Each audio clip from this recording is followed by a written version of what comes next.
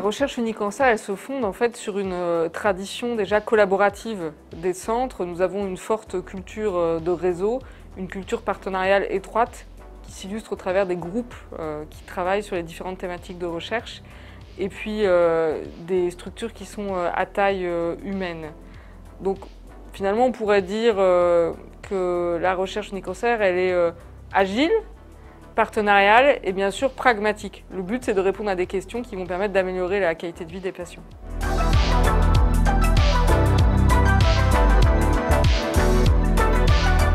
L'ambition de la recherche Unicancer aujourd'hui, c'est de pouvoir passer, si vous voulez, de la recherche fondamentale directement à la prise en charge du patient, d'apporter au patient les évolutions scientifiques majeures qui sont faites, on va dire, sur la paillasse et de pouvoir l'apporter au lit du patient en quelque sorte, pour dire les choses de manière un peu claire.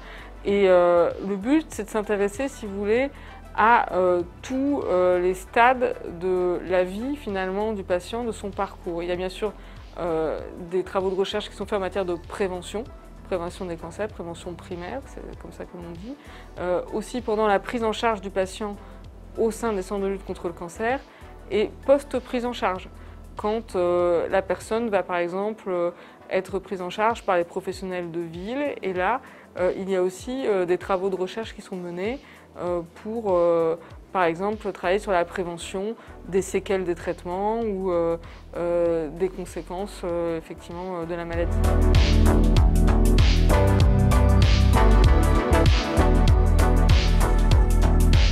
La place du patient est centrale. Aujourd'hui, les patients ont un rôle déterminant dans le cadre des projets de recherche.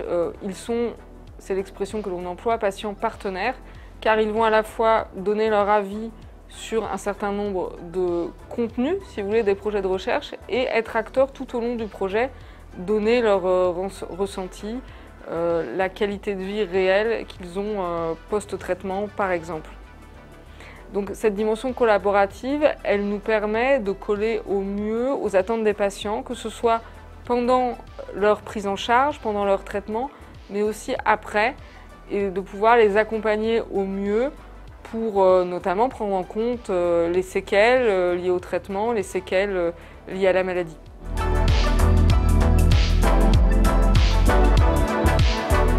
Les défis sont étroitement corrélés au bouleversement scientifique majeur qui a eu lieu ces dernières années. On peut citer l'ADN circulant, le profilage moléculaire et aussi tout le travail qui est conduit aujourd'hui sur les sciences humaines et sociales, ainsi que l'intelligence artificielle. Alors ces bouleversements scientifiques, ils vont forcément poser plusieurs questions et amener plusieurs évolutions. Cela va permettre d'améliorer le diagnostic, plus rapide, plus précis.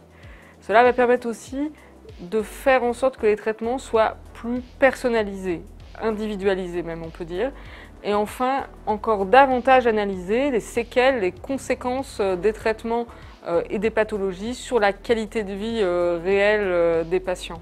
Ce sont les défis auxquels nous sommes confrontés et nous donnons les moyens de le faire, les moyens humains bien sûr, et aussi je dirais l'ambition et la vision stratégique que porte aujourd'hui l'ensemble du groupe.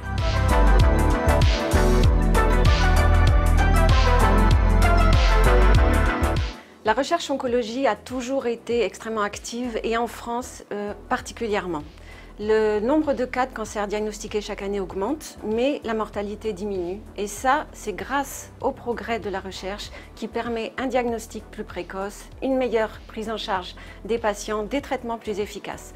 En effet, la recherche a pour objectif de mieux comprendre les maladies cancéreuses, de personnaliser les traitements et à terme, ça contribue à améliorer la survie et la qualité de vie des patients. Unicancer est très fier de contribuer à cette recherche tous les jours. La recherche académique est indispensable et complémentaire de la recherche industrielle qui développe des nouvelles molécules.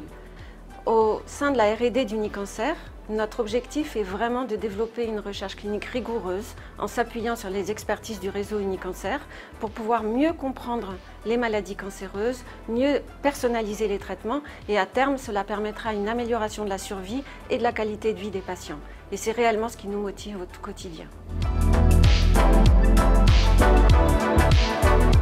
Notre souhait est réellement de continuer à travailler, développer cette recherche de qualité qui va de la recherche fondamentale à la recherche clinique en passant par la recherche translationnelle pour trouver le bon traitement pour chaque patient afin d'améliorer sa survie, sa qualité de vie et en ayant en tête toujours de travailler sur les populations orphelines, les cancers de mauvais pronostic et les maladies rares.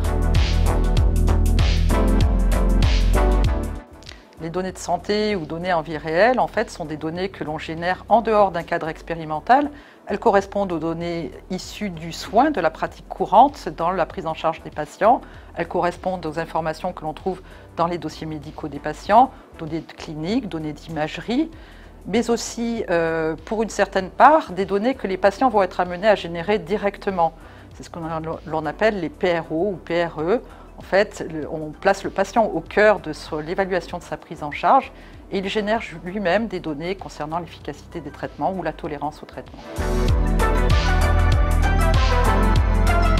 Alors, ces données sont très importantes parce que les essais cliniques, eux, vont faire de la preuve d'efficience de thérapie à un niveau que l'on dit pharmacologique, c'est-à-dire que l'on regarde sur une population relativement pure et sélectionnée l'efficacité du traitement.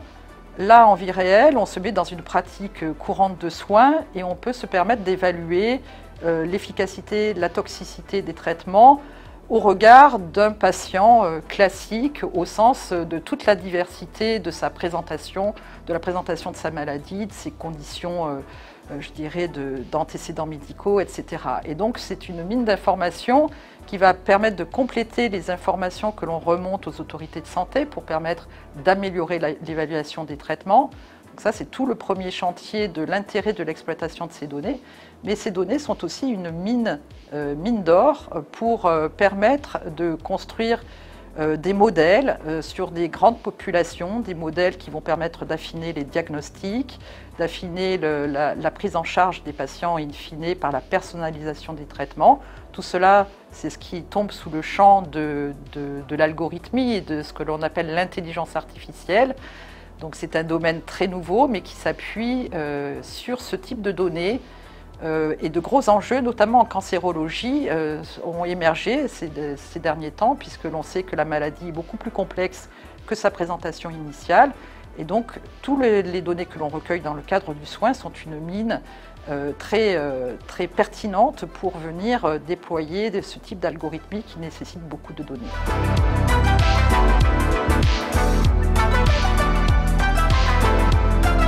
Notre objectif, tout naturellement, et qui s'inscrit dans les préoccupations de l'oncologie moderne, c'est, pour un patient donné, le bon diagnostic, le bon traitement, la bonne prise en charge globale. Et les données de vie réelle vont apporter des éléments fondamentaux pour obtenir ce résultat.